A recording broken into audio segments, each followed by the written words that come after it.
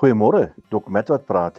Ek is in 'n winkelsentrum en nou staan ek in 'n tou om vir iets te betaal en nou hoor ek die een bejaarde persoon vra vir die vrou vra vir die man: "My man, is jy seker jy het die kar gesluit?" My vrou: "Ja, ek het hom gesluit." "Is jy seker?" vra sy weer. "Jy weet hoeveel voertuie word hier buite gesteel. Hierdie is een van die sentrums waar baie karre wegraak." My vrou: "Ek het hom gesluit en niemand gaan in my kar kan kom nie, want hy's gesluit."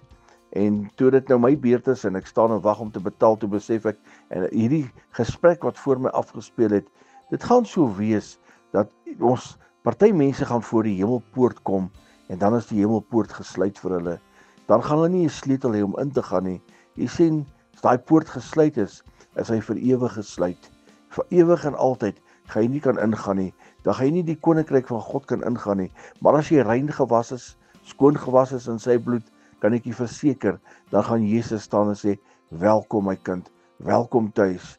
Nou vra ek die vraag vanmôre: is u seker dat as Jesus u kom haal, dat u sy ewigheid sal kan ingaan, of gaan dit vir u gesluit wees?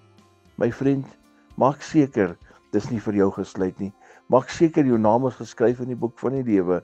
Maak seker jy is wit gewas deur die bloed van die lam. Maak seker die hemelpoort is vir jou oop. Herlewingsgroete.